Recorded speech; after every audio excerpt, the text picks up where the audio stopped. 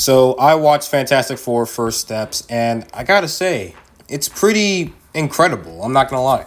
Alright, I'm sorry for hitting y'all with the same opening joke, but it's crazy how we got two good-ass superhero movies back-to-back in 2 weeks. We might actually be back. But anyways, after finishing the movie, and spoilers for the end credits if you haven't watched Fantastic Four yet, if you haven't, just get out. But we get our first ever look at Doctor Doom in the MCU, and the way my smile immediately turned to a frown was crazy. It was genuinely impressive how fast that scene ruined my mood, because outside of how good the movie was, it reminded me of what's coming. And I just wanted to break down and talk about all the info we know about Avengers Doomsday, and prove to you why I think this movie is doomed for failure. You see what I did there? So let's just get this out of the way. Robert Downey Jr. as Doctor Doom. I've already yapped about why I think this is a terrible and desperate casting for Doctor Doom, which you can watch right here, but I haven't talked about what he's going to do to the budget. Reports are saying that Robert Downey Jr. is going to make an estimate of over $80 million for playing Doom in the next 2 movies, which is insane. Like, sure, he's getting his bag, but if you're going to spend that much on just one actor, then how much are you going to spend on the rest of the film? Not only does that show that Marvel is betting everything on Downey to fill in seats, but this also shows how overblown the budget's going to be. With the film coming out next year, surely this means they're going to give their VFX artists all the time they need to make sure the film looks good so that we don't get another Thor: Love and Thunder, right? No. Now, let's talk about the end credit scene in the Fantastic Four. I don't like it. Granted, it's still Doctor Doom, so it's guaranteed to build hype, but it doesn't feel satisfying at all because this is the first ever appearance of Doctor Doom in the MCU.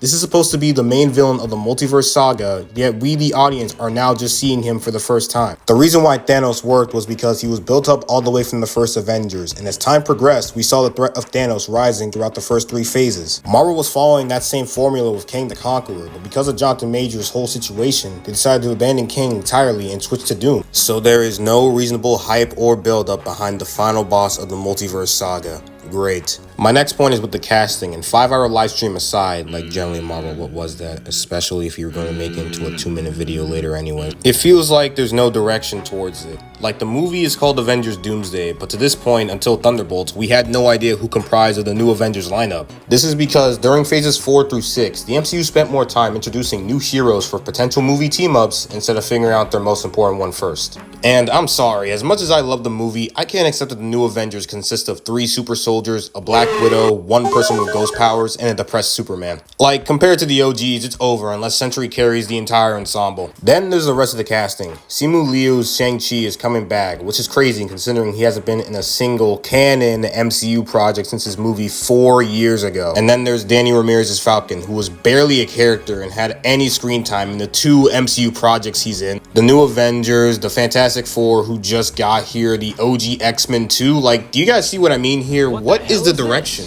And apparently, according to sources, that's not even the full cast. So there's going to be way more people in this film, and I generally don't think the Russos can handle that many characters writing-wise, especially characters from different universes. Which brings me to the plot.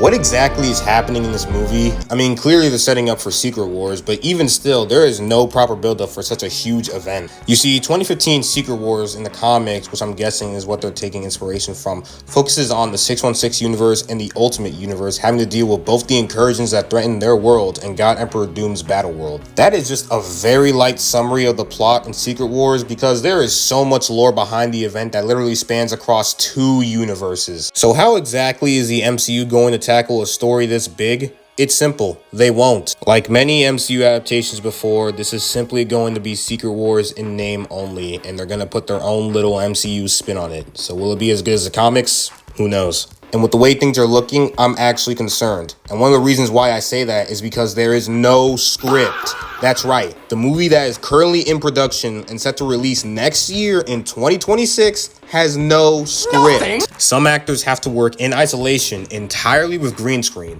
Mr. Fantastic, whose conflict with Doom is important to Secret Wars, isn't going to be the lead. This movie generally feels like a train wreck waiting to happen. I hope that isn't the case, but the likelihood of this movie being hype moments in Aura the movie instead of an Avengers movie gets more true every day.